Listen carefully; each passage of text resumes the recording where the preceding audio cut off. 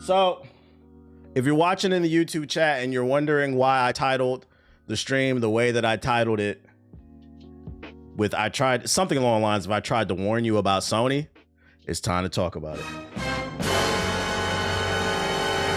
Shout out to Dez with the sub, appreciate it. Here on this stream, I preach being against a corporate cockmuncher.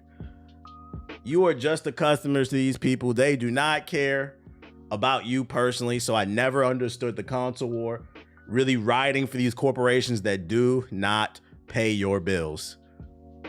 The only thing as a consumer you should be worried about is getting the best deal possible. And how can you get the best deal possible? By promoting competition.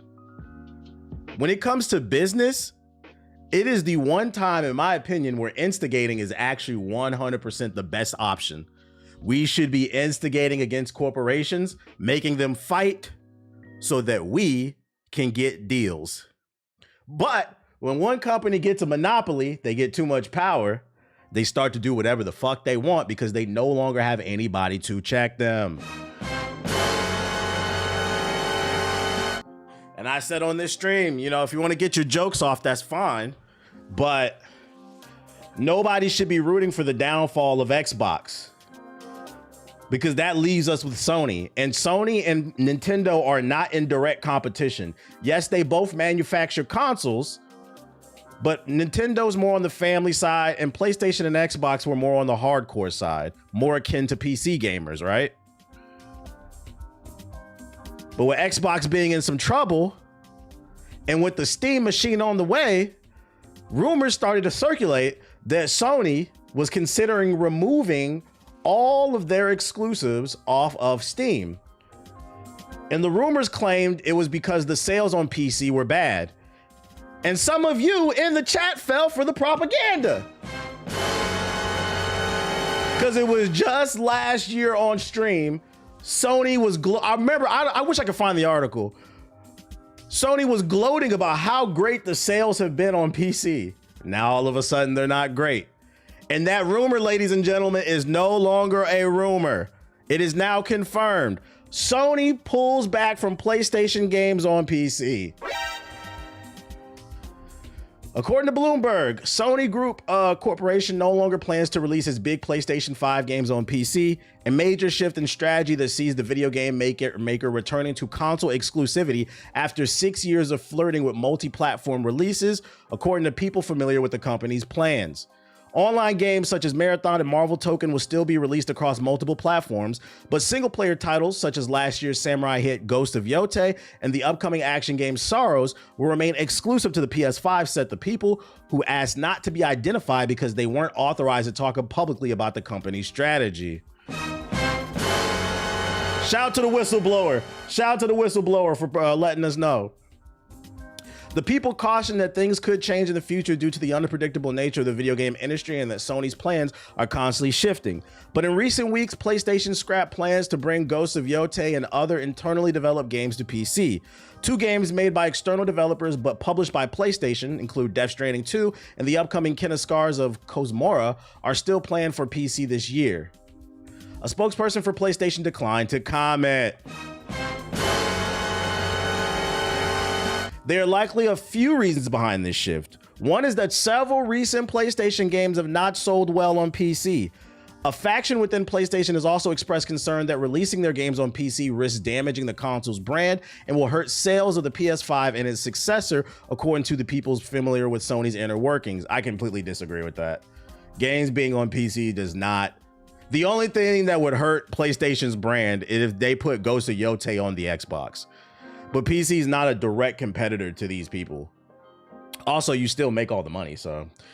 For decades, Sony's tactic for selling PlayStations was to keep tentpole franchises exclusive to its own consoles. In 2020, it pivoted and began bringing games to personal computers via Steam. Since then, the company has put most of its biggest franchises on PC, such as God of War and The Last of Us. But the strategy has been muddled and confused many players. Most PC releases arrived months or years after the games came to PlayStation. The cadence was never consistent and the announcements appeared to be haphazard.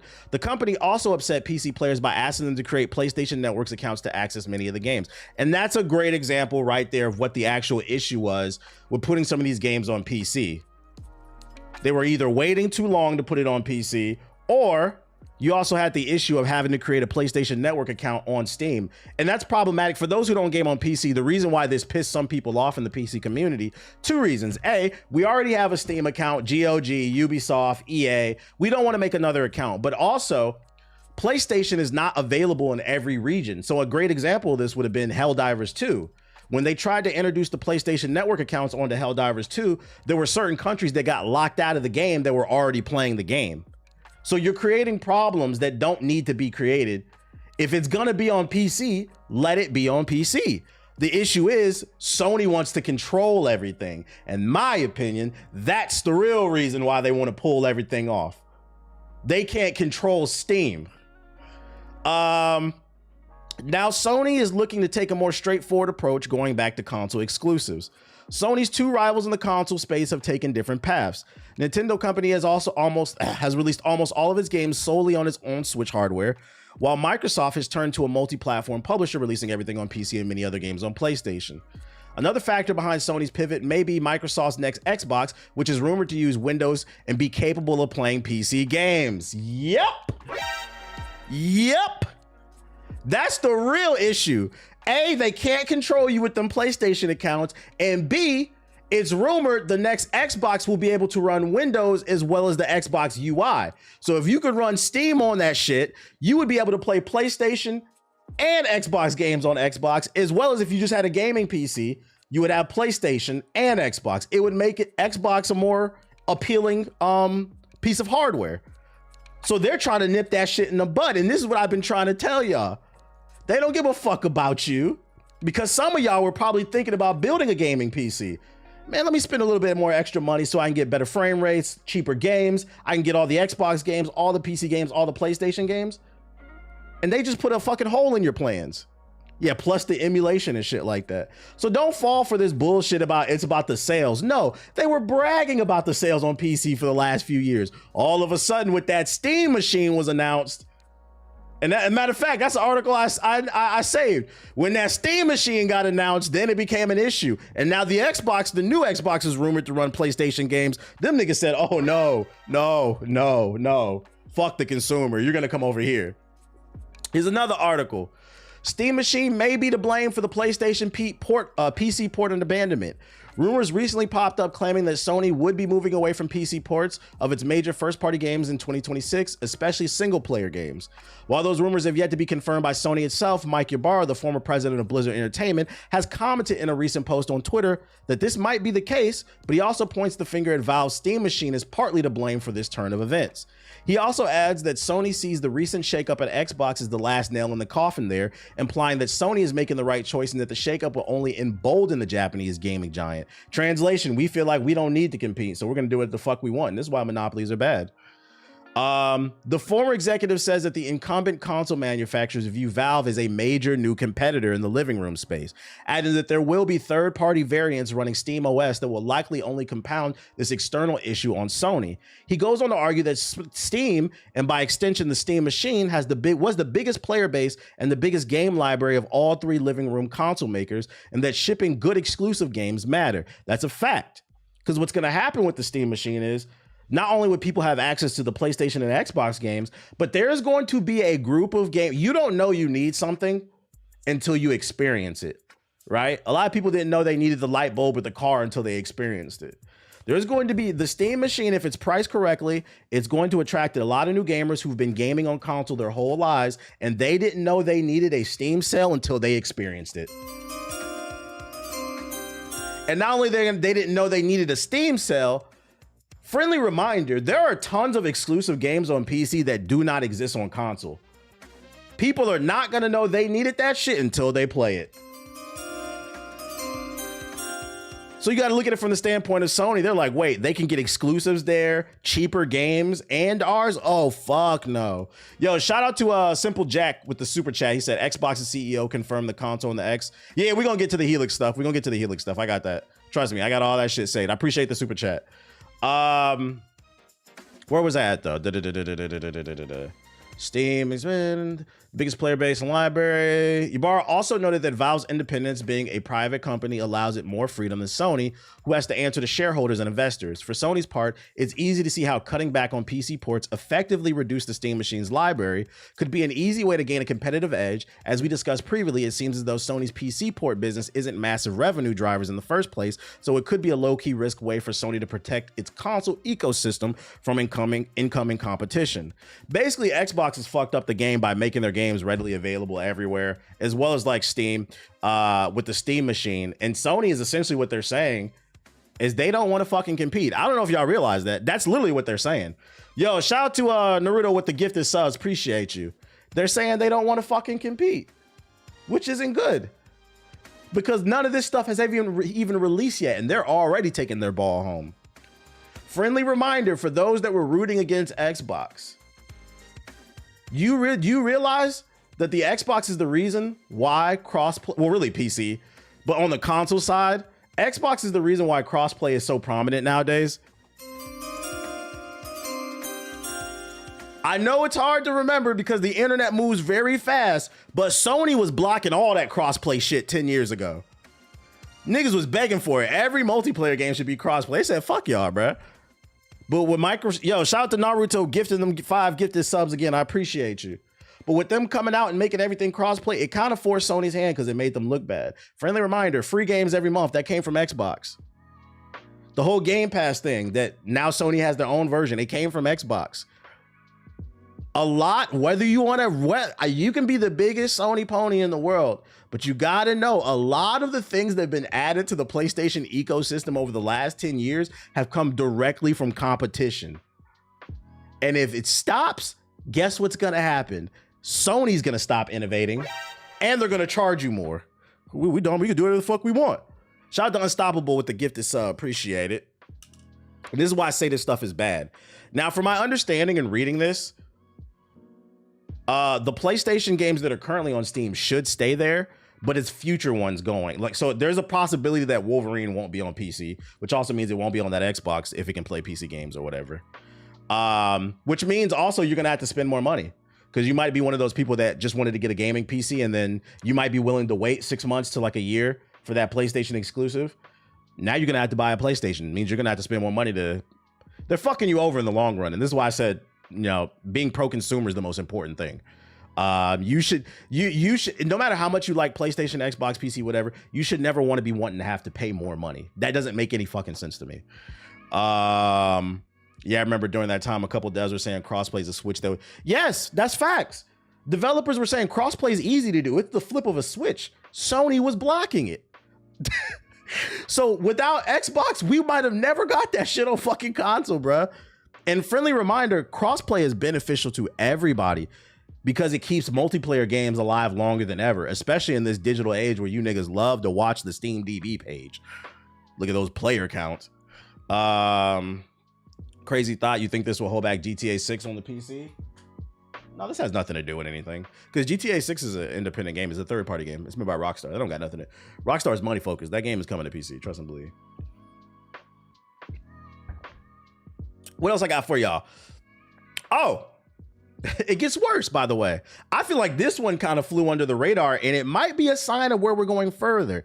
Not only is Sony moving all their games off of PC to block the Xbox stuff, but they're coming off Nintendo as well. After Lego Horizon, don't expect any more PS5 games on the Switch 2. We were a bit shocked when Lego Horizons Adventure was announced, and not because the game itself was a surprise, but because of the platforms it was coming to. Co-developed by Guerrilla Games and Studio Gobo, the plastic action platform was released simultaneously on the PS5, PC, and the Switch. Obviously, making the game for Switch makes more sense given its younger skewing audience, but developing first-party titles for other platforms is not something Sony is in the habit of outside of some rare exceptions. Well, according to the reputable Reese Kiwi Talks Riley, who has made a name for himself interviewing countless developers over the year, it wasn't Sony's choice to put the game on the Switch. Oh, so they never even wanted it to be there. Shout out to Minish with the super chat. Appreciate you. It wasn't mentioned in Bloomberg's report, but I doubt Sony's going to port anything else to the Switch either after Lego Horizon. I don't know what this means for the Sony licensed revivals that Bandai Namco publishes if they come. Lego Horizon only released on the Switch because it was mandated by the Lego Group, which makes sense because, I mean, Lego's family friendly. You want to be on the family friendly platform, which is the Switch. Just keep in mind, this is hearsay. This isn't like a 100% promise, but don't be surprised if these type of games stop coming to the Nintendo platforms as well. Doesn't surprise me. Shout out to Space Cowboy with the super chat. Yeah, we live today. We early today. Shout out to the 600 people we got in the YouTube chat. I'm glad I can actually see with this new extension how many people are in the chat. Hey, yo, Twitch, step it up, man. What's going on?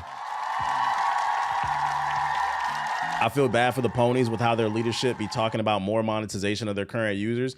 Yeah, friendly reminder, 2 weeks ago, they said, oh, we got a solution for the Ramageddon. Oh, it's hard to make more PlayStations because of the RAM shortage. We're just going to charge you guys more who are already on the platform. So they're already talking about charging their existing fan base even more. They're talking about removing options off of other platforms. We don't know what this PS6 going to cost. I don't know, man. I said, yo, you should never trust Sony. I was going to say that too. Tell Nintendo put MK on PlayStation, but Nintendo's in the same. Well, let's keep it a buck. Speaking of which, they're apparently testing variable prices on PSN.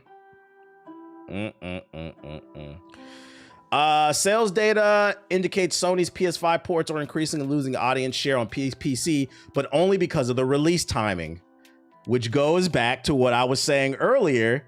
Sony coming out and saying games aren't selling on PC, cap. Every time one of these exclusives came out on PC, it was a #1 on the Steam charts. Following the Bloomberg report that Sony will no longer be publishing first-party PS5 games on PC, which suggested the decision was driven in part by poor sales for recent titles released on the platform, an analysis by Newzoo for Game Industry Biz has suggested the company's release strategy limited its reach on PC. Translation: they were setting the games up to fail.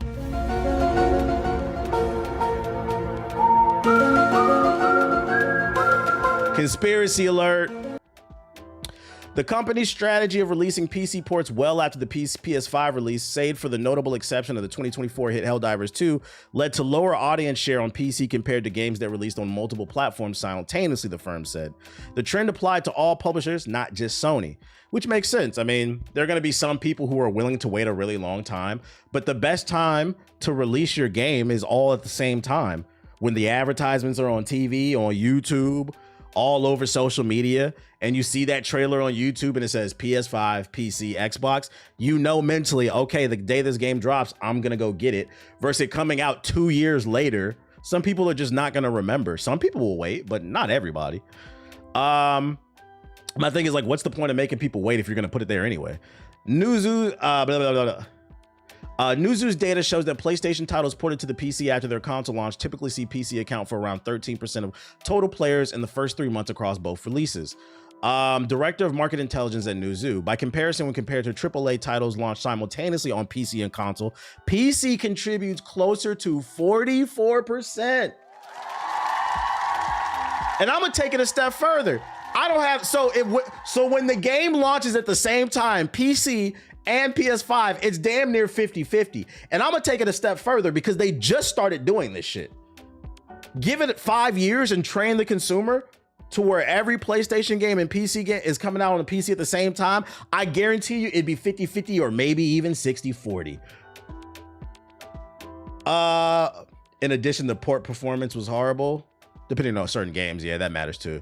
What's notable is that this pattern is not specific to Sony's first-party portfolio. We see almost no difference between first-party PlayStation titles and third-party PlayStation exclusives, suggesting the outcome is primarily driven by the staggered release strategy rather than the franchise demand. You're setting it up to fail. Yo, shout out to CJ with the super chat, the $10 super chat, just showing love. I appreciate you, big dog. The data indicates a declining audience share on PC for Sony's first-party titles, with more recent releases seeing declines over prior franchise updates. Looking at individual titles, the earlier wave of PlayStation PC releases captured relatively strong player shares on the platform. Horizon Zero Dawn reached 22% and Spider-Man 14 with 3 million sales. More recent ports have generally seen smaller PC shares, including Ratchet & Clank Rift Apart, because the game's like fucking 5 years old. Horizon Forbidden West, God of War Ragnarok, Marvel Spider, blah, blah, blah. We get it. Likely supported by being the franchise's first PC release. So what was the point of Sony even releasing any games on PC if they're going to do all this bullshit? I don't know. Can you share the article? Yeah, I got you, dog. Here you go. Here you go. Here. It should drop. The link should drop in both chats now. Yeah, there you go. Yeah, I like this new extension. Yo, shout out to Arc with the sub. Appreciate you. The key takeaway is that release timing has a significant impact on PC engagement. Translation, when you set something up to succeed, guess what? Surprise, guys. It'll succeed. Wow. Makes me wonder if Sony was purposely sabotaging the release of these games.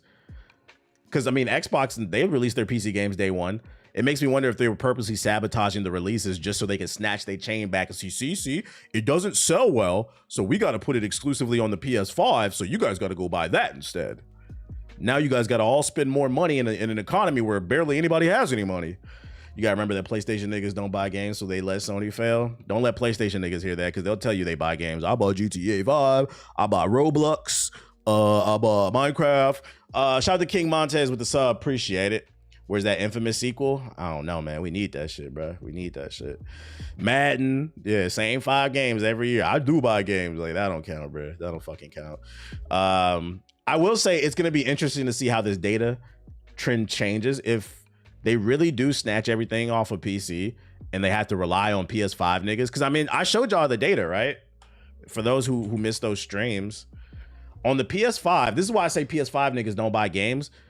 I need to start articulating better what I mean is exclusives. PS5 niggas, and what I'm saying, if it don't apply, let it fly. Obviously, some of you guys do. I do. I have a PS5. I have 2, actually.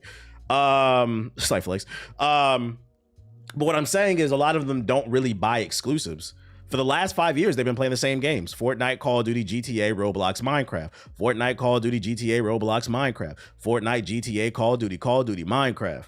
GTA, Fortnite, Call of Duty, Apex. Yeah, I got a pro. Yeah, I got a pro on my desk right here for the exclusives and shit like that.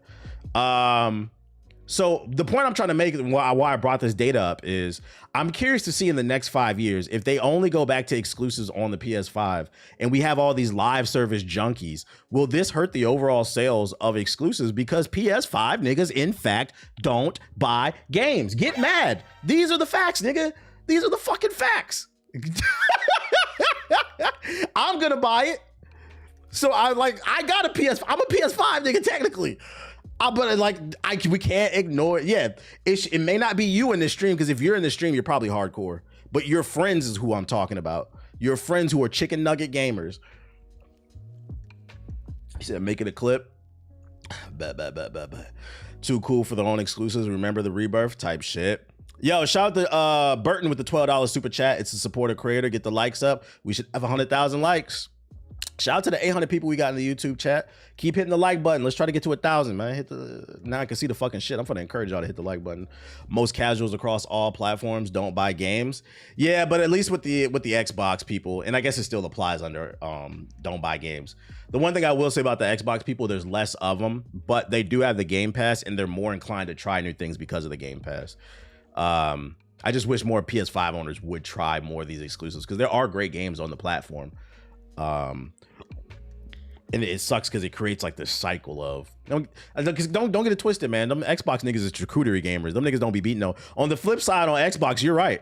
They be playing a lot of these same games, but the ones who do play different shit, they're charcuterie board gamers. I've been said this shit. Xbox got the charcuterie board gamers. They try everything, but they don't beat nothing, nigga. It's a little bit of salami, a little bacon, a little cracker, some cheese. You check them niggas' achievements, they don't beat nothing. All y'all frauds. He said, but you look at them PC stats, PC niggas be beating them games, bro. Shout out to Kenny with the super chat. He said, I can't fake. I've been playing Division 2 since COVID. Hey, Division is having a nice resurgence, man. Apparently the latest update is fire. With the new realism mode, like, it's easy for you to die and it's easier for them to die. Shout out to CG Pro with the $5 super chat. I appreciate you. I appreciate you. I've been playing Expedition 33 for a long time. Not even halfway done. I'm just got to the mansion. Hey, take your time with that, man. Games like that, games like Expedition, Baldur's Gate, Elden Ring, take your time with games like that, because I'm gonna tell you what's gonna happen. When you beat Expedition 33, you're gonna be depressed afterwards, because it's like, where do I go from here? That post Elden Ring, that post Baldur's Gate depression. Enjoy it. Enjoy it. What else I got for you? More data. More data. US gamers are spending way less than they used to on physical games.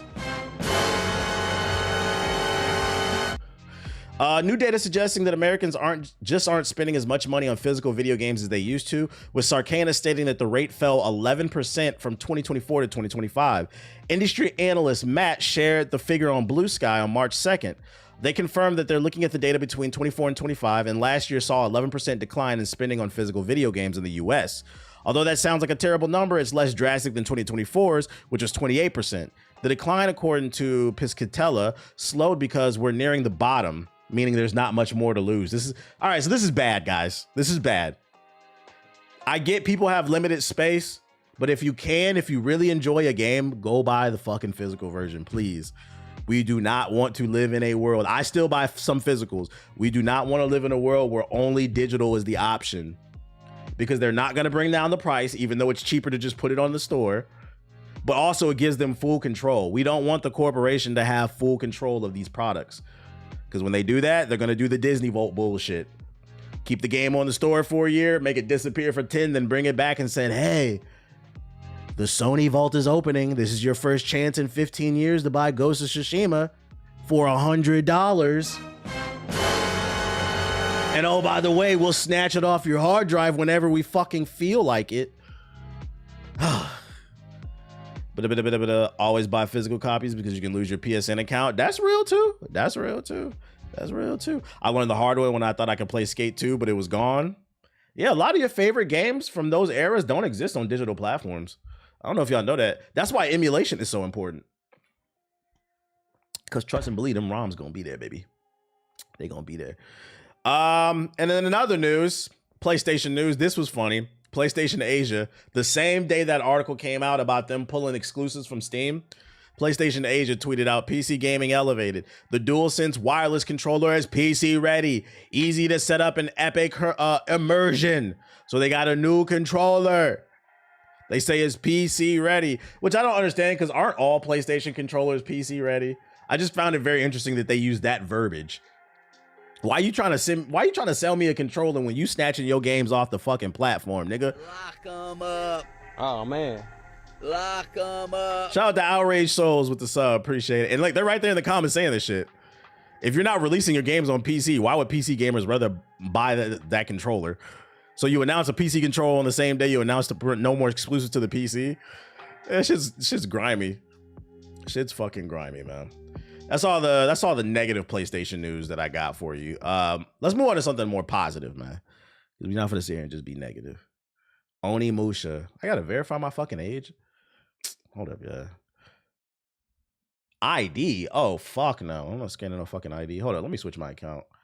Let me switch my account to my main joint, because I'm on the Hokage streaming one. Hokage, Black Hokage. All right. So on the positive side of things. Onimusha. Yeah, I'm definitely getting Wolverine physical probably. Onimusha, The Way of the Sword. They dropped a new overview gameplay trailer. So let's check out what we can expect from the new Onimusha game. Skit. Onimusha, Way of the Sword. Capcom proudly presents the latest all-new entry to the Onimusha Swordplay action series. Right. Get ready for a soul-shaking swordplay. He said JG's forehead is glowing. Shout out to JG. Whenever there's Mega Man on the screen, Ace's tattoo glows on his arm, and JG's forehead glows when there's Onimusha content. An adventure in the Onimusha series, signature dark fantasy style. Onimusha Way of the Sword is set in 17th century Edo period Kyoto. You'll fight your way through iconic locales such as Kiyomizu-dera Temple. Right, samurai shit. A lone samurai, Miyamoto Musashi. Let's see your best, NA! Musashi set out on his journey with a simple goal: master the sword and stand peerless above all swordsmen. But the Genma had other plans. Musashi is struck down, but finds himself revived with an Oni gauntlet on his arm. Now, This voiceover gives me like old school anime vibes. Or like those niche anime games that be on PlayStation and shit. Like Xenoblade and that's Nintendo, but you get the vibe. Musashi has a new goal. Rise up against the monk. Did I celebrate Dominican Independence Day last Friday? Of course, of course. And carve himself a new fate. But his path is not a lonesome one. A vibrant cast of allies awaits. Me no black, me no black. And his old rival, Sasaki Ganyu, stands in his way. With blade in hand and fate in the balance, will Musashi's bloody battles against formidable foes deliver him hope or despair? Am I Dominican? Yeah, according to the internet. Kyoto's history is abound with many strange tales and unsettling mysteries. And you can experience strands of these hidden legends woven throughout the story.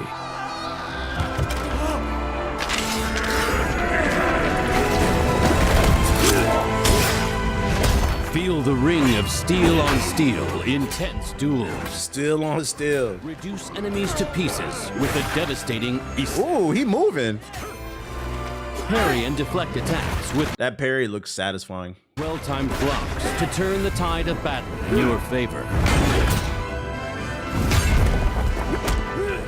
And, of course, absorb souls with the Oni Gauntlet to recover health or ready powerful abilities. Right. Moving from one bloody and desperate battle to the next. Shout out the machine with the sub. Appreciate you. To fight. What This is the game Jeff was crying about? Nah, I don't remember Jeff crying about this game. end of his blade?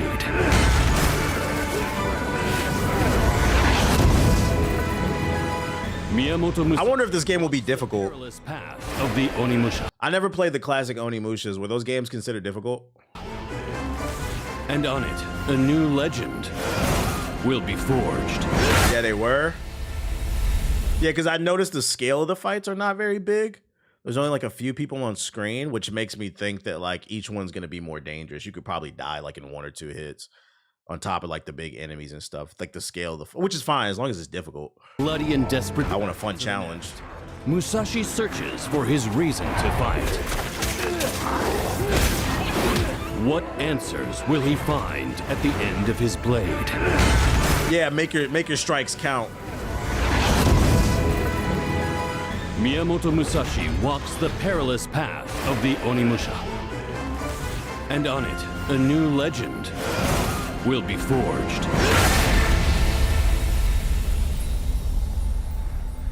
I think the gameplay looks really good. I've seen some people been complaining they're kind of tired of the Japanese ninja and samurai tropes.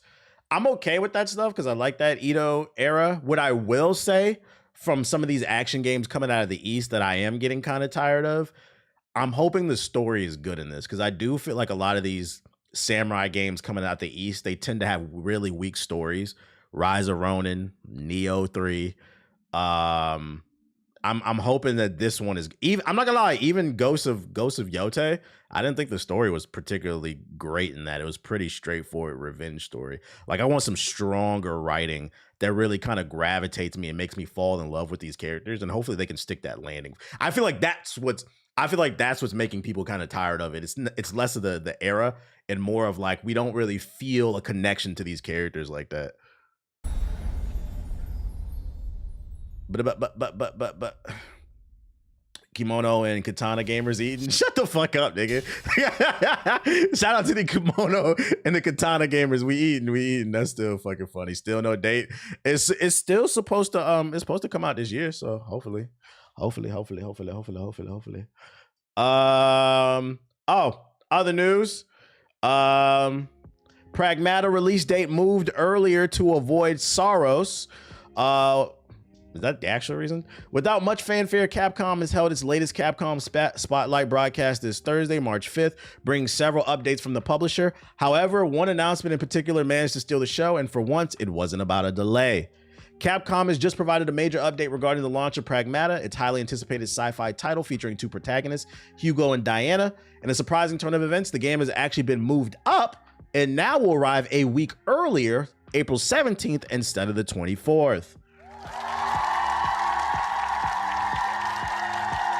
And all I'm gonna say is there is a free demo on PlayStation and PC. If you have not played it, try it. Them moving up a week earlier says they feel confident. The game is optimized. The gameplay is good. They're feeling confident. This year is a good year for single player gamers. And all I'm gonna say is keep an eye on this game. Keep an eye on this game. I'm gonna leave it at that. I'm excited to try. Not only am I excited to try this game, I'm excited that it's moving up a week. Play the demo. It sold me on it. I guess they didn't want new IPs fighting, but fuck it. We get pragmatic sooner type shit. I didn't think it was gonna be fun, but I tried it when I saw your video and it was really good. It was really good. It was really good. I have nothing to say. That's weird. Everything moving up a week early now. Scary Movie 6 also coming out early too. An Xbox 2. Tight shit. I hate you. I didn't even do nothing. Not gonna lie, play the demo. That shit's not for me at all, but I'm glad there's something fresh. Hey, that's what it's all about, bro. At least you tried it. You have nothing to say but everything? I have nothing to say, bro. Nothing to say. I do have something to say for you Sparking Zero ass niggas. Come to the front. You know, I've been doing this content creation thing for 18 years now. Shout out to me, 14 full time.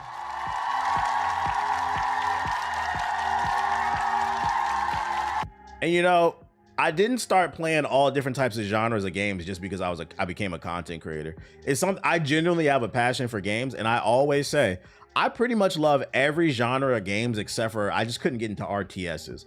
And even with RTSs, I make some exceptions. Every once in a while, there's one that catches my attention, but I usually love all genres. That being said, being a creator for 18 years, 14 full time, playing all different types of genres, I've never had a community ever question my fucking intelligence, my IQ over a video game. And mind you, I've pissed off a lot of different communities. I remember I pissed off the Dark Souls 2 community because I wasn't a big fan of that game. I be pissing off them Bloodborne niggas. I be pissing off the Fallout 76 niggas. I piss off all the anime gamers. I piss off the 2K niggas. Mad niggas hate. A lot of communities hate me. They keep watching me, but they claim to hate me. There's only one community, the FGC. There's only one community that talked about my intelligence, and it was them Sparking Zero niggas who said that was going to be Game of the Year in 2024 when it was the same bullshit ass 3D arena slop where you played through the Sand Saga to the Boo Saga again. And niggas got excited because you can make custom cutscenes with the characters that had no voice acting just to participate in the same dream fights that you already had. Then y'all tried to make it a competitive game, found out the game's not balanced, ruined that shit. A game that was designed to be for fun, you ruined it because you tried to make everything MLG. Well, I came across this tweet on my For You page that had me cracking up. Shout out to Gifted. He be in the chat. He's a regular. I appreciate you testifying on Twitter, man. This shit went viral. You seen I liked it. It went viral, and I said, let me save this so I can keep pushing my agenda. The game that y'all screamed was going to win Game of the Year. Player base dropped by 90% within the first week. And we now have another person testifying. Gifted tweeted out, I spent $60 on Sparking Zero and haven't played more than 43 minutes.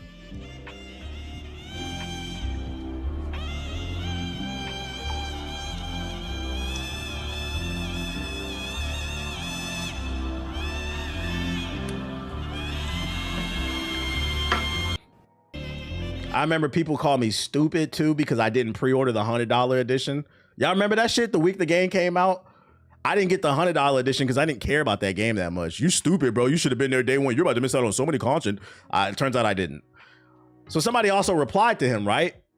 Shout out. And you know what? I'm going to go ahead and issue this challenge. Gifted just tweeted out. He was just testifying. He realized that he didn't spend a lot of time with this game. He wasted his money because it's really not that fucking good.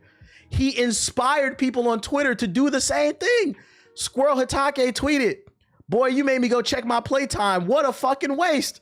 So niggas are now checking their playtime and realizing they wasted money on this fucking bullshit. But man, you think about something. What the hell? But what the fuck? He only got 7 hours on it. He thought he was gonna get at least 50. And I didn't even play this. Somebody else was playing it. Oh, he didn't even play it. But even still, 7 hours is not a lot. That's a week, bro. That's an hour a day for a fucking week. Yeah, right. Hey, so I need everybody to do me a favor. I'm gonna drop the link in the chat.